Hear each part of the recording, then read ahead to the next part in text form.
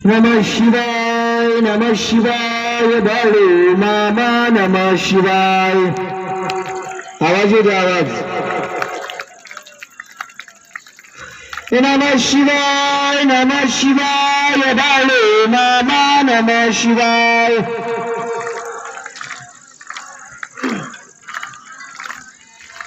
बाळू मामा नमः शिवाय। बाळू मामा नमः शिवाय। बाळू मामा नमः शिवाय। बाळू मामा नमः शिवाय।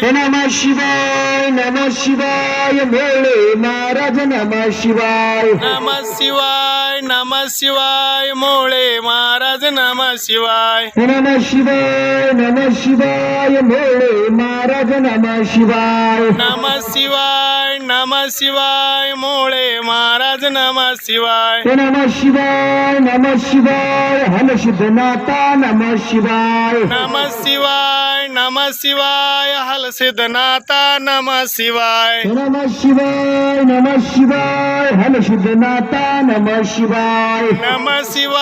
नमः शिवाय हल सिद्धनाथा नमः शिवाय। हल सिद्धनाथा नमः शिवाय। हल सिद्धनाथा नमः शिवाय। नमः शिवाय मेंढी माऊली नमः शिवाय। नमः शिवाय मेंढी माऊली नमः शिवाय। नमः शिवाय मेंढी माऊली नमः शिवाय। नमः शिवाय मेंढी माऊली नमः शिवाय। मेंढी माऊली नमः शिवाय। मेंढी माऊली नमः शिवाय। मेंढी माऊली नमः शिवाय। मेंढी माऊली नमः शिवाय। बोला भैरवनाथच्या नावाने। बोल बले बोला भैरवनाथच्या नावाने। सांग बले। श्री संत सद्गुरु बाळोमा देवालय ट्रस्ट आदमापूर पालखी क्रमांक 15 व 15 नंबर पालखीचे कारभारी राहुल दादा वाघमोडे आज आपल्या जवळी गावामध्ये 3 दिवस झाले मामांच्या पालखीचं आगमन झालं। मामांची बकरी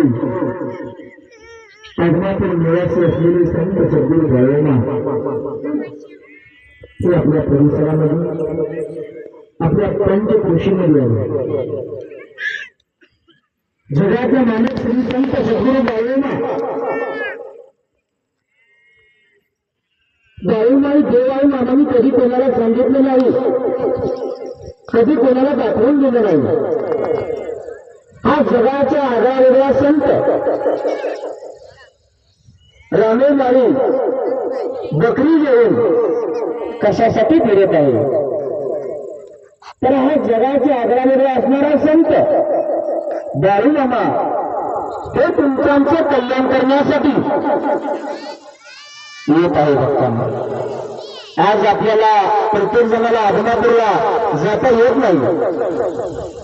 आदमापूरची वारी प्रत्येक जणाला करणं शक्य नाही। तर जगाचा मालक संत बाळोमा यांनी भक्तांना सांगितलं की बाबांनो तुम्ही माझ्याकडे येऊ नका, मीच तुमच्याकडे येत आहे। आणि आज या बकऱ्याच्या स्वरूपात मामाला जवळी गावामध्ये प्रत्यक्ष रूपाने हजर आहेत भक्तांना। हा जगाचा मालक संत बाळोमा तुमचं कल्याण करण्यासाठी या गावामध्ये आला। आपल्याला देवाकडे जायची गरज नाही, तर साक्षात देवच आपल्या गावामध्ये आपल्या राण्यामध्ये येत आहे भक्तांना। महाराष्ट्रामध्ये 56 लाख साधूंनी भरलेला देश आहे। कोणाच्या अंगावरती दगड असेल, कोणाच्या हातामध्ये कटोरा असेल, पण यातील कोणताही सोंग बाळोमांकडे नव्हतं। वेश असावा सावळा, पण अंतरी असाव्या नानाकळा। या संत मुक्तीप्रमाणे जगाच्या कल्याणासाठी या भगवंतानं या पृथ्वी तलावर अवतार घेतला आणि जगाचं कल्याण करण्यासाठी सुरुवात केली। भक्तांनो, बाळोमा देव कोण आहे, कसा आहे, हे मेंढराची ताकद काय?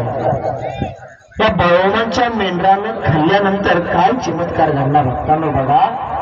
आणि बाळोमाच्या मेंढरानं झालेले नुकसान मामा कोणत्या रूपामध्ये मामाने कशा स्वरूपामध्ये दिलं तर बघताना बघा कुशाप्पा पाटील म्हणून एक पाटील होता. त्याला क्षेत्र भरपूर होत. बाळू मामा त्याच्या रानामध्ये मेंढरं हिंडवत होत. त्याच्या रानामध्ये बाबळीची झाडं होती. मामाने ती झाडं बेनली आणि मामा आपल्या साईडला रानामध्ये बसले होते. थोड्या वेळामध्ये आपल्या रानाच्या दिशेनं तो कुशाप्पा पाटील धावत पळत आला. त्यानं पाहिलं तर आपल्या रानामध्ये जी काय बाबळीची झाडं होती ही झाडं सर्व बेनली गेलेली आहेत. कुठल्या तरी धनगरानं ही झाडं बेनलेली आहेत. रानामध्ये मेंढरं दिसत आहेत. हा धनगर कोण आहे, माझं नुकसान कुणी केलं आहे असं तो बडबडत त्या मेंढराच्या दिशेनं त्या मेंढरापाशी आला. मामा आपल्या साईडला बसलेलं होतं. तो पाटील मामांपाशी आला आणि मामांना शिवीगाळी करू लागला. अरे धनगरा, ही झाडं काय तुझ्या बाच्या इथे वर? मामा हलक्या आवाजामध्ये म्हणाला, नाही तुझे. तेव्हा तो पाटील त्या मामांना बोलत, अरे कुणाच्या परवानगीने तू ही सारी झाडं बेनली? माझं मोठं नुकसान केलं आहे, त्याची भरपाई कोण देणार? तेव्हा मामा त्या पाटलाला म्हणत, पाटील तुमचं किती नुकसान झालं ते सांगा, मी नुकसान भरून द्यायला तयार आहे.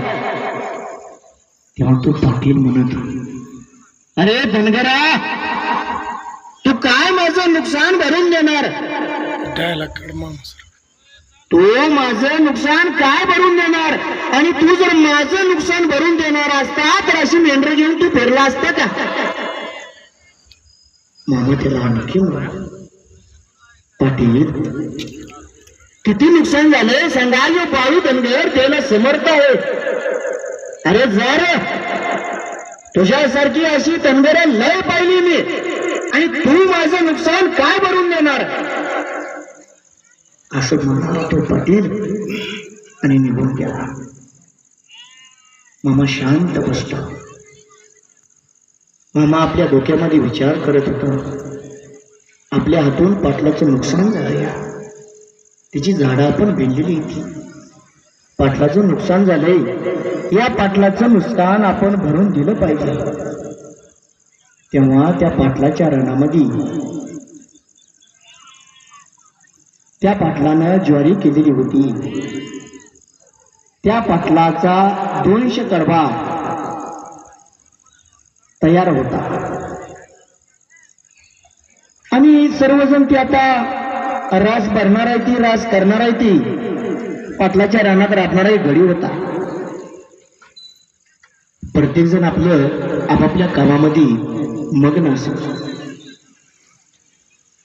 संध्याकाळचं टायमिंग होतं. मामा आपली बकरी रानामध्ये तळावरती ठेवून मामाने एक विचार केला की आपण पाटलाच्या घराकडे जायचं. मेंढराची सर्व कामं व्यवस्थितपणे पार पाडून मामा त्या पाटलाच्या घराकडे गेले. त्या पाटलाला एक मुलगाही होता. मामाने पाऊल त्या पाटलाच्या दारामध्ये टाकलं आणि मामा त्या पाटलाला बोलू लागलं, पाटील काय बेत चालू आहे? तेव्हा पाटील मामांना बोलत, अरे आता रास भरायची आहे. मामा म्हणाल, आता भरू नका. तेव्हा पाटील म्हणाला, अरे बाबा आता कोंबड आपलं सगळं निवड झालेलं आहे आणि आता भरायला काय अडचण आहे तेव्हा मामा त्या पाटलाला म्हणत, अ पाटील ही बाळू कन्वर सांगतोय म्हणून ऐका. रास आता भरू नका. पहाटेचा शुक्र तारा उगवेल त्या टायमाला रास भरायला चालू करा. हे बाळू धनगर सांगतोय म्हणून ऐका. तेव्हा ती पाटील म्हणत, अरे बाबा आता रात्रभर कोण जगणार. तेव्हा त्याचा एक मुलगा म्हणाला, बाबा मी जगतोय, तुम्ही काळजी करू नका. तो पाटील म्हणला, ठीक आहे. पहाटेचे 4 वाजले. शुक्रचा तारा चमकू लागला. पाटलांनी त्या गड्यांना सांगितले, बाबांनो आता रास भरायला चालू करा. त्याचा कडबा होता 200. 200 कडब्याला 2-3 पोती ज्वारी जाईल. रास भरायला चालू केली. 2-3 पोती. पाटलानं विचार केला की बाबा आमदा आपल्याला काही ज्वारी भरपूर येणार नाही, फार तर 2-3 पोती होतील. पाटलाच्या रानात राबणार गडी ही त्या पाटलाला बोलत होते, पाटील आमदा 2 ते 3 पोतीच्या वर काय आपल्याला ज्वारी येणार नाही. तो पाटील त्या गड्यांना म्हणत, बरोबर आहे, आमदा काय भरपूर होणार नाही. मामांनी सांगितल्याप्रमाणे पाटलाला रास करायला चालू केली. 2-3 पोती भरली. मला शिल्लक शेतात राहणाऱ्या घरी त्या पाटलांना बोलत होते, पाटील 2-3 पोती भरली पण रास अजून शिल्लक आहे. पाटील म्हणाले, गावाकडे जावा आणि 2-4 पोती अजून घेऊन या. गावाकडे गेली, 2-4 पोती आणली. ती 2-4 पोती भरली. अजून रास शिल्लक आहे. शेजाऱ्या बाजारात गेली, तिथून 2-4 पोती आणली. 22 पोती भरली. तरी पण रास शिल्लकच राहिला. ती शेतात राबणाऱ्या घरी त्या पाटलाने बोलत होते, पाटील अरे हा चमत्कार मी पहिल्यांदाच पाठवला. आपला गरबाकडे आहे 200 गरब्याला 2-3 पोती ज्वारी लई झाली. पण 22 पोती भरली तरी पण रास शिल्लकच आहे. रास संपतच नाही. हा काय चमत्कार आहे. तेव्हा त्या पाटलाच्या लक्षात आले, त्या पाटलाच्या डोक्यात आलं, बाळूमामादेव हा साधा सुद्धा नाही. बाळूमामाने त्याला सांगितलं होतं, पाटील तुझं नुकसान किती झाले हे मला सांग. ही बाळू धनगर त्याला समर्थ आहे. तेव्हा त्या पाटलाच्या लक्षात आलं, त्या पाटलाच्या डोक्यामध्ये प्रकाश पडला आणि तो पाटील म्हणत एकटाच बोलू लागला. एकटाच गावात आपल्या शेताची रोखणारं घरी होतं. त्या घड्यालाही जवळ घेतलं आणि त्या घड्याला तो पाटील बोलू लागला, अरे घड्याला हा चमत्कार साधा सुद्धा नाही. हा चमत्कार जगाचा मालक तो बाळूमामा नावाचा जो धनगर होता, त्या बाळूमामाने मला दिलेला हा चमत्कार आहे. हा चमत्कार नाही, हा साधा सुद्धा चमत्कार नाही, तर माझ्या बाबूचं जे काही नुकसान झालं होतं ते बाळूमामाने 10 पटीने दिलेलं आहे. बाळूमामाने 10 पटीने दिलेला आहे. हा चमत्कार कशाचा आहे भक्तांनो, तर त्या बाळूमाच्या मेंढरानं खाल्लेल्याचा चमत्कार आहे भक्तांनो. हा चमत्कार त्या मेंढरानं खाल्लेल्याचा चमत्कार आहे भक्तांनो. मग विचार करा, ही मेंढर कोण आहे. विचार करा, ही बाळूमा कोण आहे.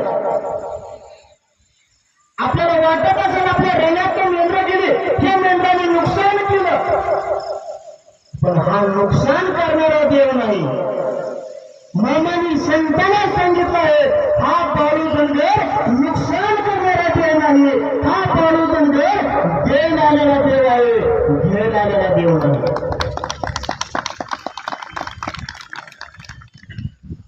हा देव वाटतो तेव्हा सोपान.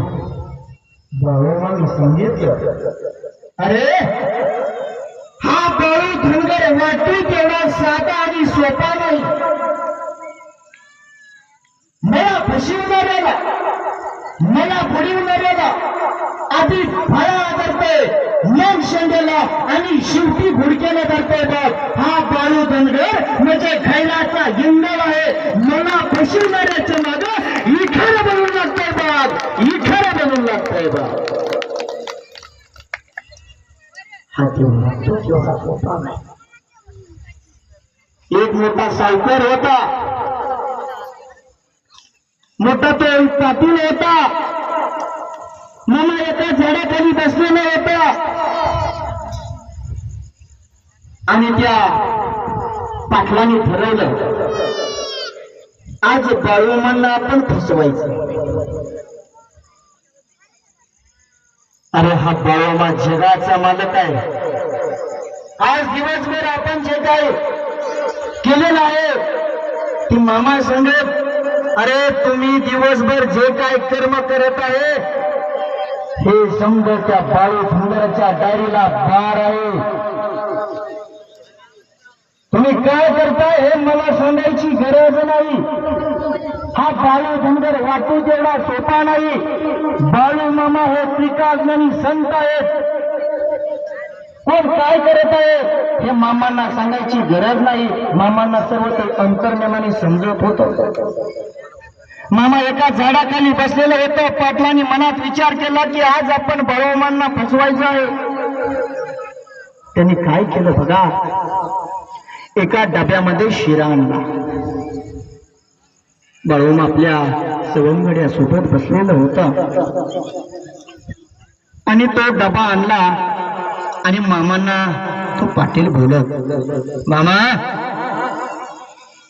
मी आज तुमच्यासाठी शिरा आणलाय. मामा म्हणाला, शिरा आणलाय, तुझा शिरा घेतला पाहिजे. मामाने त्या डब्याचं टोपण खाल्लं आणि त्या शिऱ्याचं 2 घास खाल्लं. जसं पाटलाच्या मनात आलं होतं की आपण बाळूमांना फसवायचं, तसं मामांनी पण एक मनात मध्ये निश्चय केला की आपण हे पाटलाला जरा झाडावर चढवायचं. मामांनी त्या डब्याचं टोपण खाल्लं आणि शिऱ्याचं 2 घास खाल्लं. मामा त्या पाटलाला बोलत, पाटील शिरा 1 नंबर झाला या. तेव्हा पाटील मामांना म्हणत, अहो मामा 1 नंबरच्या तुपात बनवला या. मामा आणखी त्या पाटलाला बोललो, अरे पाटील शिरा लय छान झालाय बघ.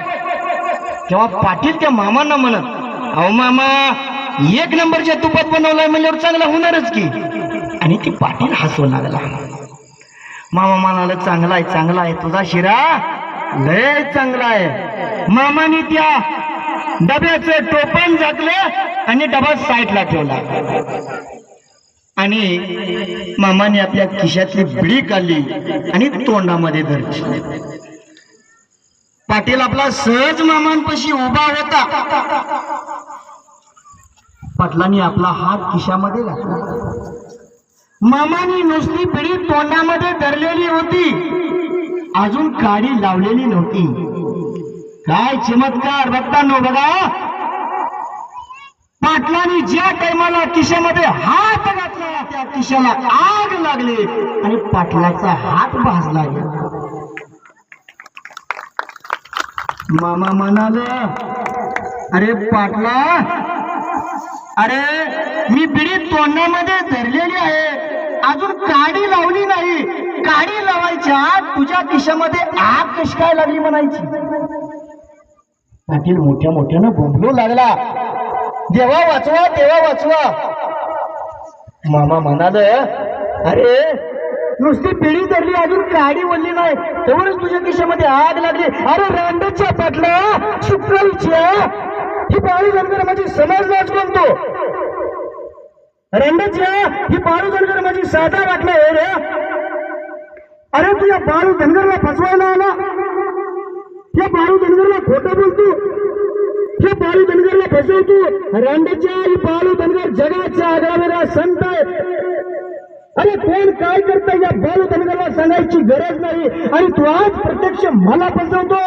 रांडाच्या ही बाळू धनगर साधा नाही, मला बचवणाऱ्याला मला बुडवणाऱ्याला ही बाळू धनगर आधी फळाला धरतोय, मग शेंड्याला आणि शेवटी बुडक्याला धरतोय. मला फसवणाऱ्याच्या मागे ही बाळू धनगर इखारा बनून लागतोय. बाग ध्यानात ठेव, तुझ्या कर्माचं फळ ठेव.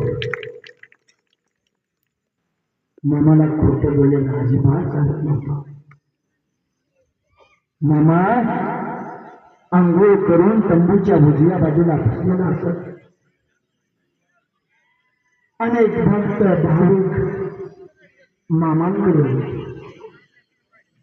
ज्या टायमाला बाळूमांकडे भक्त भाविक येत आणि या भक्ताला मामा शिवीचा परिमार सुरू करत, अरे रांडेच्या ना, मी काय देव आहे का, मी काय देवरुष आहे का, कुणाचं घर पेटवाय आलाय, आलेल्या वाटणं परत. मामा त्या भक्ताला शिवी देत नव्हतं, तर त्या भक्ताच्या पाठीमाग जी काही साडेसाती आहे, जी काही बाधा आहे, मामा त्या साडेसातीला शिवी देत. आणि मामांच्या शिवीमध्ये काय करतात भक्ताला बघा. जे टायमाला मामा त्या माणसाला त्या भक्ताला शिवी देत, त्या टायमाला ज्या टायमाला मामाने शिवी दिली, त्या टायमाला त्या भक्ताचा उद्धार होत असे. एवढी ताकद त्या मामांच्या शिवीमध्ये होती. हा देव महाराष्ट्र आज महाराष्ट्रामध्ये संत तुकाराम महाराज, ज्ञानेश्वर माऊली, संत जनाबाई मुक्ताबाई अनेक संतांनी कार्य केलं. प्रत्येक संतांनी आपलं कार्य केलं. प्रत्येक संतांनी आपलं कार्य त्या ठिकाणी थांबवलं गेलं. पण या पृथ्वीतत या कलियुगामध्ये एकच असा संत आहे की त्या संताचं कार्य अजूनपर्यंत कुठं थांबलेलं नाही. संत बाळोमा ही देव असा आहे की या संताचं कार्य अजूनपर्यंत थांबलं गेलं नाही. मामानी समाधी घेतली 4 सप्टेंबर 1966 ला. आज समाधी घेऊन मामांना बरेच वर्ष झाली. जास्त कालावधी नाही, 50 ते 60 वर्षाचा हा कालावधी. समाधीनंतर ही मामाने अनेक चमत्कार केले, अनेक लीला केल्या. ह्या मेंढरामध्येच असे चमत्कार डोळ्यांना आपल्याला दिसत आहेत की त्यावर आपला विश्वास बसणार नाही. आणि मेंढर तर काही साधी सुधी नाही. ह्या मेंढराची ताकद मोठी.